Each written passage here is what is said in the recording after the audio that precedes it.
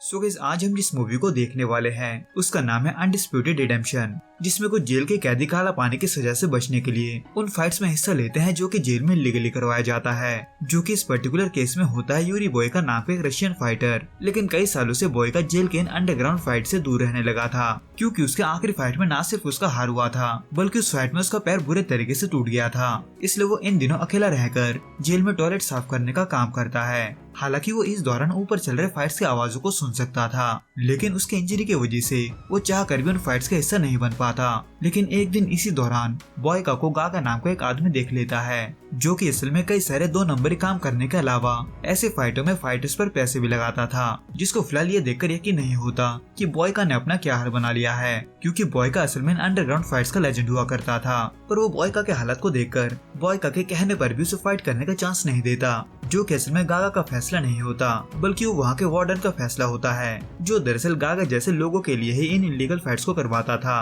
ताकि उसे उसका कमीशन मिलता रहे। इसलिए जहाँ एक तरफ वो वार्डन गागा को वीआईपी की तरह ट्रीट करता है, वही वो दूसरी तरफ सभी को जानवरों की तरह ट्रीट करता है। खैर, अब जब बोयका इन सब से तंग आ चुका था तो ऐसे में अपने टूटे हुए पैर को पहले जैसे बनाने के लिए हर दिन ट्रेनिंग करता है और कुछ समय के बाद सीधा उस जेल के चैंपियन फाइटर से लड़ने जाता है। वैसे तो उसका वार्डन उसे देखते ही मना करता है, लेकिन गागा के कहने पर वो बोयका को नहीं रोकता, क्योंकि गागा को अभी बोयका के फाइटिंग स्किल्स पर यकीन था। हालांकि बोयका से लड़ने वाला फाइटर वहाँ का चैंपियन था, लेकिन बोयका एक अलग ही लेवल का फाइटर होता है जिसका मकसद था दुनिया का सबसे अच्छा फाइटर बनना। इसलिए वो अपने खराब पैर के बावजूद भी उस फाइटर को हरा देता है और खुद को उस इंटरनेशनल टूर्नामेंट का हिस्सा बना लेता है, जो कि उसके सजा को माफ कर सकता था। हालांकि वहाँ का वार्डन बोयका को इस टूर्नामेंट के लिए नहीं भेजना चाहता था, पर अब जब वो उनका चैंपियन था तो ऐसे में वो बोयका को उसके फाइट के लिए जॉर्जिया भेजता है, जहाँ दरअसल इस टूर्नामेंट को करवाया जा रहा था। और इसी के वजह से वहाँ देश के कोने कोने से टॉप लेवल के फाइटर्स आते हैं, जो कि बोयका के तरह इस टूर्नामेंट को जीतकर आजाद होना चाहते थे।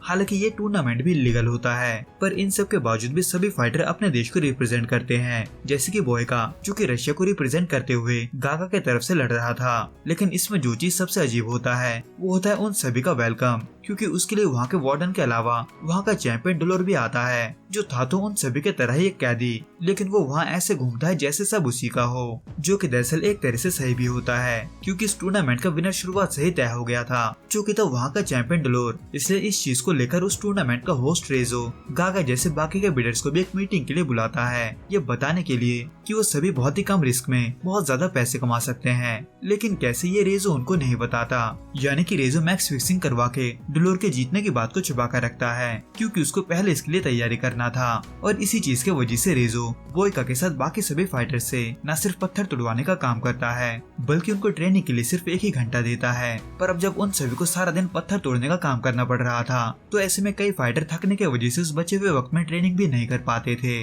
जबकि वह डोलोर का केस इसका बिल्कुल उल्टा था, यानी कि उसको वहाँ पर किसी वीआईपी की तरह ट्रीट किया जा रहा था। लेकिन बोयका फिर भी अपने ट्रेनिंग को जारी रखता है और इसी दौरान वो वहाँ टर्बो नाम पे एक अमेरिकन फाइटर से मिलता है, लेकिन उन दोनों में बिल्कुल भी नहीं बनता। हालांकि टर्बो बहुत ही अच्छा फाइटर होता है, जिसको पहले राउंड में लड़ता देख बोयका ये समझ गया था कि वो उसको टक्कर दे सकता है। लेकिन बोयका फिलहाल मजाक के मूड में नहीं होता, इसलिए वो भी पहले राउंड में ही ये साबित कर देता है कि वो दुनिया का सबसे बेस्ट फाइटर क्यों है। लॉन्ग स्टोरी शॉर्ट, इस पहले राउंड को 4 फाइटर्स जीतते हैं, पर जो हार जाते हैं वो उन्हें उनके जेल में भिजवाने के बजाय उन्हें वापस भिजवाने के बहाने गोली मार देते हैं। लेकिन इन सब बातों से अनजान बोयका टर्बो के बग से तंग आकर उससे लड़ने लगता है, पर यही चीज उनके सिचुएशन को और भी बिगाड़ देता है, खास करके बोयका के लिए, क्योंकि इसके वजह से वहाँ के गार्ड उन दोनों को वहाँ के टॉर्चर चैम्बर में डाल देते हैं, जिसमें सिर्फ खड़े होने जितना ही जगह होता है, जो कि बोयका के पैरों के लिए बिल्कुल भी अच्छा नहीं होता। जहाँ एक दिन बंद रहने के बाद बोयका गागा से मिलता है और उससे ये जानने की कोशिश करता है कि आखिर वो उसे जानबूझकर क्यों हरवाना चाहता है। हालांकि गागा को ये समझ में नहीं आता कि बोयका आखिर क्या कह रहा है, क्योंकि उसे वाकई में वहाँ के सिचुएशन के बारे में कुछ नहीं पता होता। इसलिए बोयका उसे वहाँ की सारी बातें बताता है, जैसे कि सारा दिन काम करना और ट्रेनिंग के लिए सिर्फ 1 ही घंटा मिलना, जो कि गागा के अलावा टर्बो के स्पॉन्सर को भी नहीं पता था। इसलिए वो वहाँ के वार्डन से इसका वजह पूछने जाता है। लेकिन अब जब ये रेजो का काम था तो ऐसे में रेजो भी वहाँ होता है, जो उन दोनों को अपना सारा पैसा डोलोर पर लगाने को कहता है, क्योंकि वो किसी भी हाल में उसे जिताने वाले थे। जिसका प्लानिंग रेजो के मुँह से सुनने के बाद दोनों ही अपने फाइटर्स को मौत के मुंह में छोड़कर रेजो की बात मान लेते हैं, जिनसे अंजन बोयका और टर्बो जो अब धीरे धीरे दोस्त बनने लगे थे वो अब डोलोर को कुछ ज्यादा ही नोटिस करने लगते हैं, जो कि ज्यादातर कहीं गायब रहता था। हालांकि इन कुछ दिनों में बोयका ये समझ चुका था कि उनके मैच का विनर ऑलरेडी फिक्स हो चुका है, लेकिन इससे बोयका को कोई फर्क नहीं पड़ता क्योंकि वो किसी भी हाल में इस टूर्नामेंट को नहीं हारने वाला था। लेकिन वहाँ सिर्फ बोयका ही नहीं था जो उन पर नजर रख रहा था, बल्कि वो लोग भी बोयका पर नजर रख रहे थे। इसलिए वो कभी कभार बोयका और टर्बो को खाना दिए बिना ही काम पर लगवा देते हैं। लेकिन बोयका भी हार मानने वालों में से नहीं होता, इसलिए वो उस काम को भी अपना ट्रेनिंग बना लेता है और अपने सेकंड राउंड के फाइट के लिए तैयार होता है, जो कि होता है ब्राजील के एक फाइटर के खिलाफ, जहां बोयका के टूटे हुए पैर पर फिर से चोट लग जाता है। लेकिन वो हार नहीं मानता और आखिर में उस राउंड को टैप आउट के जरिए जीत जाता है। लेकिन पिछले बार के तरह ही इस बार भी हारा हुआ फाइटर वापस नहीं लौट पाता। हालांकि बोयका एक पैर से कमजोर हो चुका था, लेकिन फिर भी रेजो उसके फाइट को देखकर टेंशन में पड़ जाता है। इसलिए बोयका को और भी कमजोर करने के लिए वहाँ का वार्डन टर्बो को उसके फाइट के पहले ही जख्मी कर देता है, क्योंकि अगले फाइट में उनका टर्बो को मारने का प्लान था और वो भी डेलोर के हाथों, जिसके बारे में पता चलते ही बोयका टर्बो को ये मैच लड़ने से मना करता है, क्योंकि वो उस मैच को इस साल में कभी नहीं जीत सकता था। हालांकि टर्बो फाइटर होने के नाते पीठ दिखाकर भागने से मना करता है, ये सोचकर कि अगर वो हार भी गया तो वो वापस अपने जेल चला जाएगा। लेकिन तभी उन्हें वहाँ के कैदी से ये पता चलता है कि वहाँ कोई भी हारा हुआ फाइटर जिंदा नहीं बचता, जिसकी वजह से टर्बो बोयका का बात मानकर वहाँ से भाग जाता है। पर अब जब बोयका के वजह से ये मुमकिन हुआ था तो इसके वजह से वो मुसीबत में पड़ जाता है। हालांकि बोयका ये जानता था कि उसे इसका सजा जरूर मिलेगा, लेकिन उसे ये भी पता था कि वो उसे मार नहीं सकते, क्योंकि उसके अलावा डेलोर से लड़ने के लिए उनके पास कोई और फाइटर नहीं था। वैसे वो गागा को उनके साथ देकर चौक जरूर जाता है, जो कि बोयका को गुस्सा दिलाने के लिए काफी था, जिसके वजह से बोयका फाइनल राउंड में डेलोर को अच्छा टक्कर देता है। पर कुछ देर के बाद डेलोर बोयका को बुरे तरीके से पीटकर जीत के करीब आ जाता है। पर बोयका, जिसे दुनिया का सबसे बेस्ट फाइटर बनना था, वो वापस खड़ा होकर डेलोर का सामना करता है और उसके टूटे पैर का मजाक उड़ाने की वजह से बोयका उसका पैर तोड़ते हुए उस मैच को जीत जाता है। पर अब जब इसके वजह से गागा और टर्बो का स्पॉन्सर यानी कि फर्नाटी अपना सारा पैसा हार चुके थे, तो ऐसे में फर्नाटी रेजो को मार देता है। पर इससे पहले कि वो वार्डन को भी मार पाता, वो वार्डन ही उसे मार देता है, जो आगे चलकर बोयका को ये बताता है कि टर्बो को भगाने की वजह से वो आजाद नहीं हुआ है।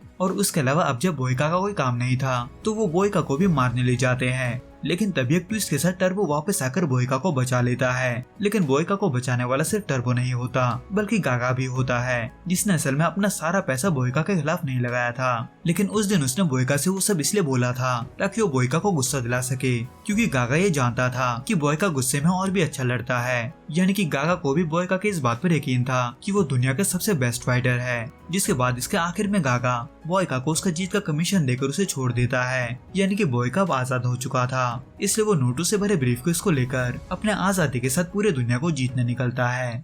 तो दोस्तों, इस वीडियो में बस इतना ही। आपको ये वीडियो कैसा लगा आप हमें कमेंट करके जरूर बताना। मैं आपसे फिर मिलूंगा कुछ नए और ऐसे अनोखे मूवीज के साथ। अगर आपको ये वीडियो पसंद आए तो प्लीज इस वीडियो को लाइक, शेयर और प्लीज इस चैनल को सब्सक्राइब जरूर करें। Till then, good bye and be safe.